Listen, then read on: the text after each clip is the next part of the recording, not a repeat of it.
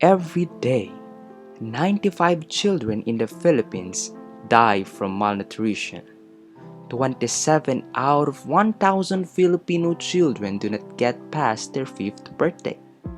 A third of Filipino children are stunted or short for their age. These are the data from UNICEF Philippines. And you might ask, what is this malnutrition that causes 95 children in the Philippines die every day?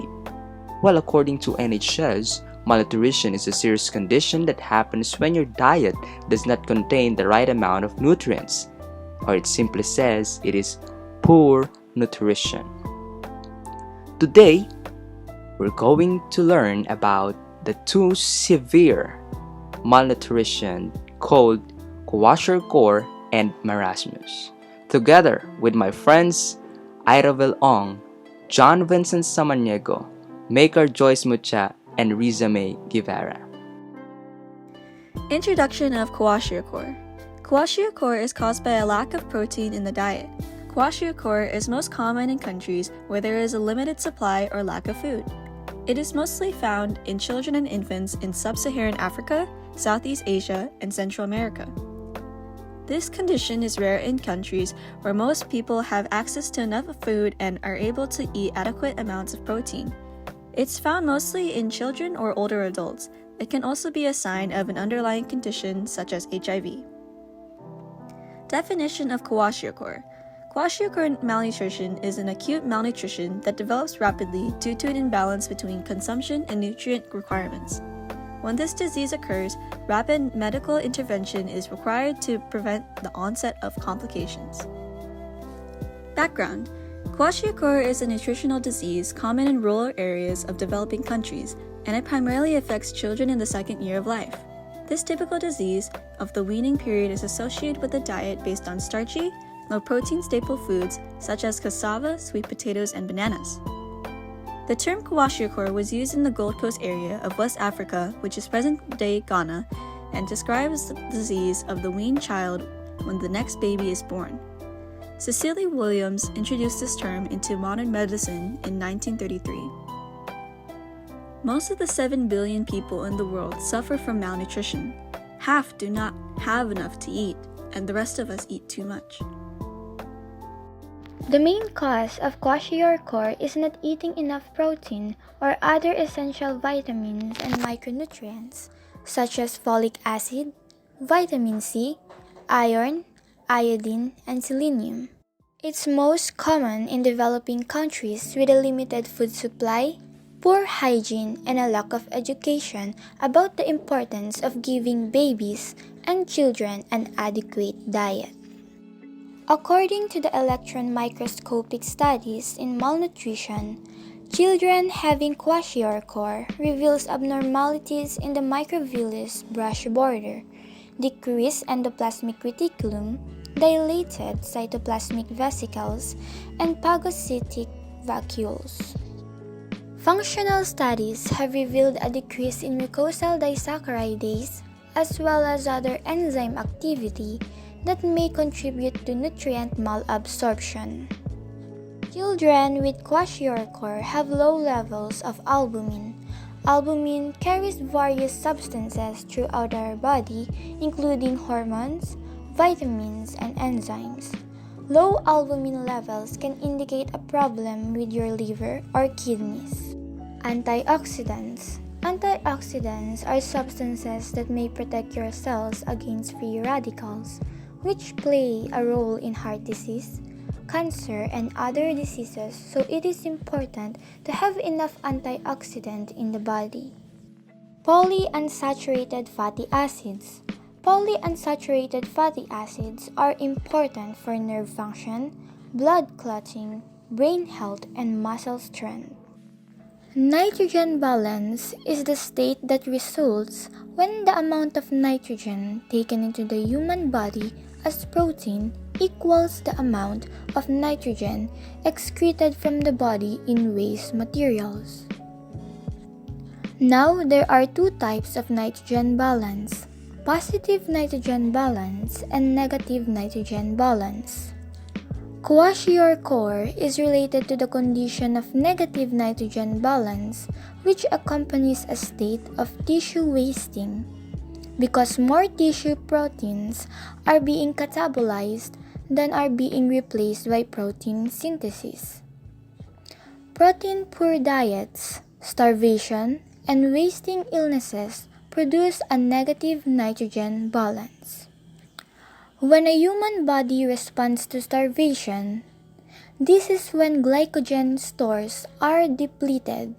Body protein is broken down to amino acids and are used to synthesize glucose. The glucose serves as an energy source for the brain and nervous system. Also, in the liver, fats are converted to ketone bodies, which are another energy source for the brain.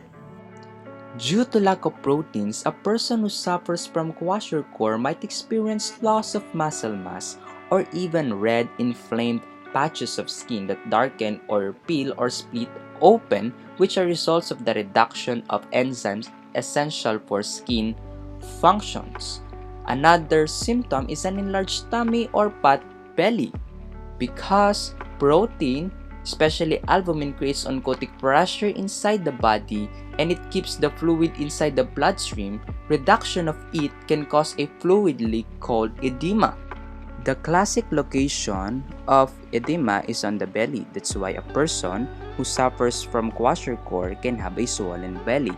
Another symptoms are rigid or cracked nails, regular infections or more serious or long-lasting infections, tiredness or irritability, dry, brittle hair that falls out easily and may lose its color, and failure to grow in height.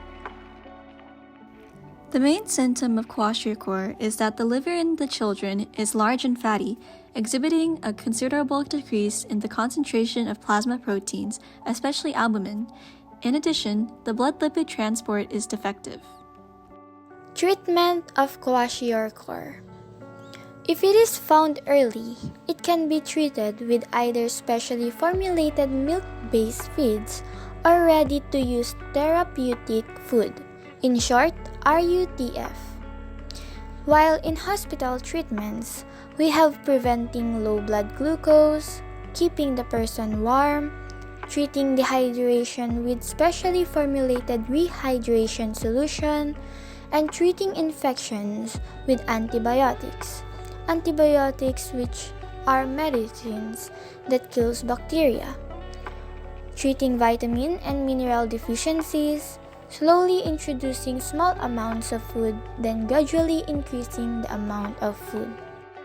Kwashiorkor can be corrected by eating more protein and more calories overall, especially if treatment is started early. Now, what food can cure kwashiorkor? We have bananas, fruit juice, meat, eggs, vegetables, and cereals, which are gradually added to give a diet throughout most of the recovery period containing 5 to 7 grams of protein and 130 to 150 calories. Penicillin is given routinely for the first 8 to 10 days and supplementary iron therapy is started after 1 week has elapsed. Prevention: eating right and knowing the signs. Enough calories in protein-rich foods. 10 to 35% of adults' daily calories come from proteins. 5 to 20% of young children's and 10 to 30% of older children and teenagers' daily calories should come from protein. Abuse and neglect. Children and older adults, the two groups who most commonly experience kwashiorkor as a result of abuse or neglect, will display typical symptoms of the condition. If you suspect a person is in immediate danger because of abuse and neglect, call 911 right away. Cases of abuse and neglect that don't appear immediately life-threatening should be reported to your state's abuse hotline. Marasmus is a form of malnutrition. It happens when the intake of nutrients and energy is too low for a person's needs. It leads to wasting or the loss of body fat and muscle. A child with marasmus may not grow as children usually do. When an individual does not get the right nutrients, it is harder for their body to carry out routine processes that enable them to grow new cells or fight disease. More serious health problems can then result. In many parts of the world, Marasmus happens because people do not have enough food. In developed countries, it can occur as a result of the eating disorder anorexia nervosa. Marasmus is a severe form of protein energy malnutrition that results when a person does not consume enough proteins and calories. Without these vital nutrients, energy levels become dangerously low and vital functions begin to stop. Marasmus is one of the three forms of serious protein energy malnutrition or PEM. The other two forms are Kwashiorkor and marasmic. This form of serious PEM represents a group of pathology conditions associated with nutritional and energy deficit occurring mainly in young children from developing countries at the time of weaning. Marasmus is a condition primarily caused by a deficiency in calories and energy, whereas Kwashiorkor indicates an associated protein deficiency resulting in edematous appearance. The reason for a progression of nutritional deficit into marasmus rather than Kwashiorkor are clear and cannot be solely explained by composition of the deficiency diet. Deficiency energy for marasmus and a diet deficient in the protein of Kwashiorkor. The same as Kwashiorkor, marasmus is caused by negative nitrogen balance. It can be caused by fasting or even starvation.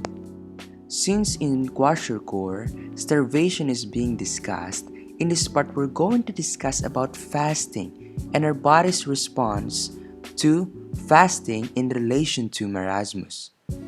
In this process as well, we're going to look at the principle of muscle wasting. Since muscle is made up of tissue, muscle wasting is an evidence of tissue wasting that is stated as the definition of negative nitrogen balance. Now, let's talk about its relationship to fasting. Fasting is defined as no food ingestion.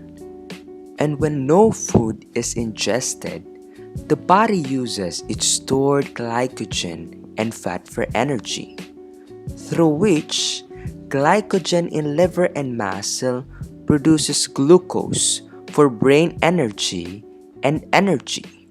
On the other hand, body fat produces fatty acids that can be used for energy. Continuous fasting leads to starvation, and starvation leads to marasmus or Kwashiorkor. Thus, the lesser energy that our body can produce can lessen the functions that our body can do, like protein synthesis. Whereas protein synthesis is needed by every organ in the body, especially muscles. For the symptoms of marasmus, often occurring among young children and babies, marasmus is a disorder that can be manifested through weight loss, dehydration, chronic diarrhea, and stomach shrinkage. Anyone living in a rural area where food supply is at a brink are at risk for this disease. Other than babies and the young, older adults also have an increased risk for such disease. Among the aforesaid symptoms, the acute loss of body fat and muscle tissues leading to critically low body mass index, it is premier manifestation. Among children, marasmus tend to limit their ability to grow and thus resulting to stunted growth. Among adult and older child victims, its main symptom may be wasting or the aforesaid body tissue and fat. Unlike babies, older people with such disease may acquire standard height for their age. A child with marasmus may also be extremely hungry to the point that they suck on their clothes or hands just to feed their hunger. However, several people with such can also be anorexic and not wanting to be able to eat. The treatment for marasmus are: a medical professional will need to prepare a specific eating plan for anyone with a diagnosis in marasmus. If the person has anorexia nervosa, a team of professionals may be involved. must receive a diet treatment that is rich in nutrients, carbohydrates, and calories. They will need more calories than is usual for the age. However, their body may find it hard to tolerate or digest food after losing so much fat and body tissue. Provide food in small amount of possibly through tubes to the veins and stomach. This allows food and fluid to be delivered quickly and directly to the body. May need treatment for the complications such as infection and dehydration. Likely to need mental health treatment and support. And for the prevention, the best way to prevent marasmus is to have an adequate intake of calories and protein, preferably a healthful, well-balanced diet. Food rich in protein like skimmed milk, fish, eggs, and nuts are ideal for energy and growth. Through any protein and calorie-rich food can be used to prevent marasmus depending on what is available. And included in well-balanced diet is eating vegetables and fruits because they are essential for providing other nutrients and minerals and for preventing vitamin deficiency. People can also take supplements, but they may be less effective than food in delivering nutrients. And also, a person who has recovered or is recovering from marasmus should take care to avoid complication including dehydration and diarrhea. And next is sanitation and hygiene. Good sanitation and hygiene can apply a role in marasmus, especially in places where there is not a regular supply of healthful food and clean water. Poor sanitation and hygiene can lead to infection that can worsen the symptoms of marasmus and other types of malnutrition and make it harder to recover. And next is cooking food at high heat to destroy bacteria can help, as well as freezing the food and reheating it before eating. Same with boiling water. Boiling the water before drinking, in cooking, or for bathing. Especially in the areas where clean water is difficult to access, it is very essential to help to prevent spreading waterborne diseases. In our list is breastfeeding the infants for 6 months can help the infants from nutritional difficulties, especially in places where food is short. Here are the similarities and differences between Kwashiorkor and Marasmus. Kwashiorkor occurs in children between the ages of 6 months and 3 years of age, while marasmus is common in infants under 1 year of age. Kwashiorkor is subcutaneous fat is preserved, and marasmus is subcutaneous fat is not preserved. Kwashiorkor and marasmus both include growth failure. Kwashiorkor has ribs that are not very prominent, while marasmus has ribs that are very prominent. Kwashiorkor is lethargic, while marasmus is alert and irritable. Kwashiorkor has poor appetite, while marasmus is a voracious feeder. Kwashiorkor is wasting muscles but preserved adipose tissue, while marasmus is wasting of all tissues including muscles and adipose tissue. Kwashiorkor has edema localized or generalized that are present. Marasmus also has the edema present. Kwashiorkor has an enlarged fatty liver, while marasmus has no fatty liver. Kwashiorkor has serum proteins low, same with marasmus. Kwashiorkor has the enema present, and marasmus has a monkey-like face, protuberant abdomen, and thin limbs. Kwashiorkor has alternate bands of light and dark hair. Kwashiorkor and marasmus needs adequate amount of proteins, fats, and carbohydrates. Here are the references for Kwashiorkor and marasmus. And this is the summary of our presentation. I hope that you enjoy listening and you learned a lot.